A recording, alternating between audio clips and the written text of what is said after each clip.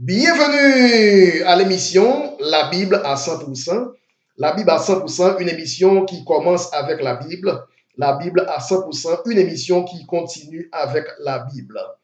Et voilà, notre thématique d'aujourd'hui sera intitulée 400 ans ou bien 430 ans en Égypte. Est-ce que Dieu a menti? 400 ans ou bien 430 ans en Égypte. Et comme premier passage des Écritures, nous allons lire dans le livre d'Exode, le chapitre 12, verset 40. Exode 12, verset 40. Le séjour des enfants d'Israël en Égypte fut de 430 ans. 430 ans. Le séjour des enfants d'Israël en Égypte fut de 430 ans. Maintenant, nous allons lire dans un autre texte, Genèse 15, verset 13. Genèse 15, verset 13. Et l'Éternel dit à Abraham, sache que tes descendants seront étrangers dans un pays qui ne sera point à eux. Ils y seront asservis et on les opprimera pendant 400 ans. Pendant 400 ans. Donc, on est en face d'un dilemme, d'une problématique. Premièrement, la Bible dit que les enfants d'Israël en Égypte ont séjourné pendant 430 ans. Cependant, Dieu avait prophétisé que le peuple serait asservi, le peuple serait opprimé en Égypte pendant seulement 400 ans. Maintenant, on a deux nombres. On a 400 années et on a 430 ans. Et cela veut dire, est-ce que Dieu a menti? Parce que Dieu a dit 400 ans, mais le peuple a passé un total de 430 ans. Qu'est-ce que cela veut dire? Qui peut l'expliquer? Nous allons l'expliquer. Tout d'abord, Dieu n'a jamais dit que le peuple d'Israël allait passer 400 ans en Égypte. Jamais. Au contraire, Dieu a dit que le peuple passerait 400 ans en esclavage. En esclavage. Pas en Égypte. Pas 400 ans en Égypte, mais 400 ans en esclavage. Il faut souligner esclavage. Esclavage. OK. 400 ans en esclavage. Donc, la prophétie de 400 ans n'a jamais été pour la durée totale du séjour en Égypte, mais pour la durée de leur servitude de préférence. 400 ans ou 430 ans. Est-ce que Dieu a menti? Ainsi donc, si le peuple a passé 430 ans au total en Égypte, il va de soi que les premières 30 années n'avaient rien à voir avec l'esclavage. Pendant les premières 30 années, le peuple avait un statut légal de résident en Égypte. Pas esclave en Égypte, mais résident en Égypte. Les Israélites ont passé 30 années libres dans la démocratie, puis plus tard, 400 années dans l'esclavage.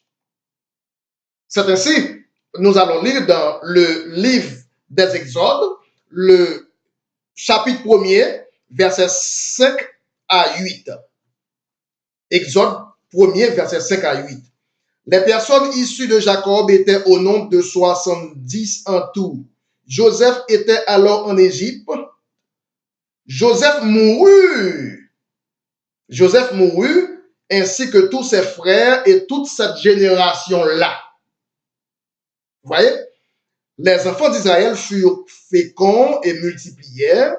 Ils s'accrurent et devinrent de plus en plus puissants. Et le pays en fut rempli.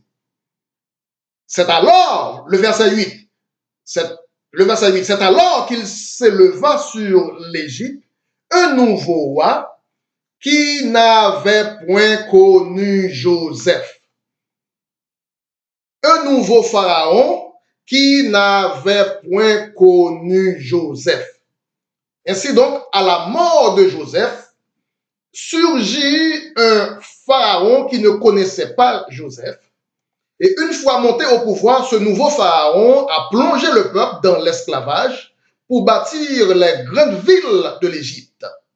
Ce nouveau pharaon ne faisait aucun cas des descendants de Joseph, et c'est ce pharaon-là qui a commencé l'esclavage, ceci pour accomplir les 400 ans d'esclavage. Les 400 ans d'esclavage. Pas 400 ans en Égypte, mais 400 ans en esclavage. Cela veut dire les 430 ans, un séjour de 430 ans en Égypte. Pendant les 430 ans en Égypte, on doit dire que ces 430 ans se sont découlés en 2 chapitres. Les 430 ans en Égypte se sont découlés en 2 chapitres. Une première phase de statut libre et une deuxième phase de statut esclave. C'est alors que les Hébreux furent donc assujettis aux travaux forcés. Et c'est ainsi que nous allons lire pour confirmer dans Genèse, dans Exode 1er, le verset 11. Exode 1er, le verset 11. Et l'on établit sur le peuple les chefs de corvée. Vous voyez, l'esclavage, corvée, la corvée. Les chefs de corvée, afin d'accabler le peuple de travaux pénibles.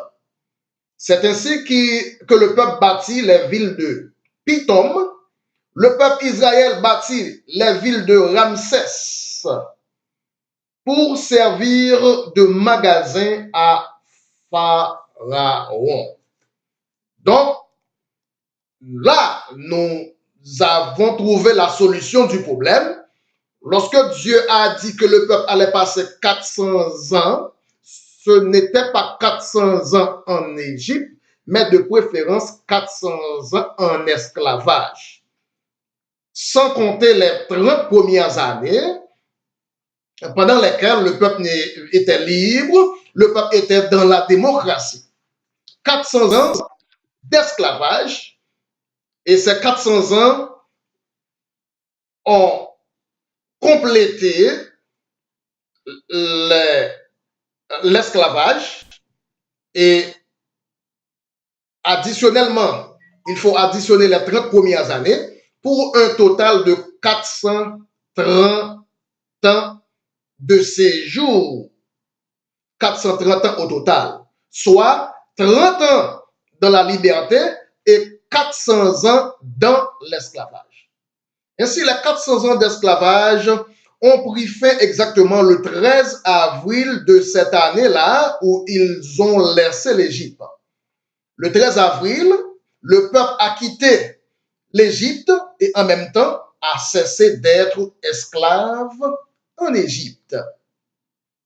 Puis le lendemain, le 14 avril, c'était le lendemain de l'esclavage, ils devaient fêter pour la première fois la liberté depuis 400 ans. Après 400 ans, le 14 avril, ils devaient donc fêter la première fois, le premier jour de la liberté, d'où la définition du mot Pâques. La première Pâques, c'était en quelque sorte la proclamation de l'indépendance après 400 ans d'esclavage, 400 ans de la servitude. De même que Jésus est la Pâque de tous ceux-là qui avaient été esclaves de leur péché. Donc, les enfants d'Israël ont passé 430 ans, soit 30 ans dans la liberté et 400 ans dans l'esclavage. Dieu n'a pas menti lorsque Dieu a dit que ton peuple, Genèse 15, verset 13, sera asservi et sera opprimé pendant 400 ans. Dieu a dit sera opprimé pendant 400 ans, mais Dieu n'a pas donné la durée totale qu'ils allaient passer en Égypte. En fait, ils ont passé 400 ans de l'esclavage, sans compter les 30 premières années où ils étaient libres, pendant lesquelles ils étaient libres. Voyez, vous écoutez la Bible à 100%, la Bible à 100%, la Bible à 100% est une émission et ayant pour mission de vous faire découvrir tous les petits iota de la Bible. La Bible se lit en tenant compte des iota, et en lisant la Bible, il faut tenir compte des alinéas, des iota. Et ce sont bien souvent ces petits iota qui ont servi comme pierre d'achoppement pour plusieurs qui calomnient la Bible. Donc cela veut dire que Dieu n'a pas menti. Dieu n'a pas menti, mais ils ne l'ont pas bien lu. Ils n'ont pas vu les iota. Dieu n'a pas dit que le peuple allait passer 430 ans en Égypte. Dieu a prophétisé que le peuple allait passer 400 ans en esclavage. En esclavage. Voilà, c'est la fin de cette émission. Le sujet d'aujourd'hui s'intitulait 400 ans ou 430 ans en Égypte. Est-ce que Dieu a menti? Réponse, Dieu n'a pas menti. Voilà, je vous donne rendez-vous pour une prochaine rubrique très bientôt avec la Bible à 100%, avec votre très simple et très humble frère, le frère Bruno. Que Dieu soit glorifié et que Dieu vous bénisse. Bye bye, à bientôt et à tantôt.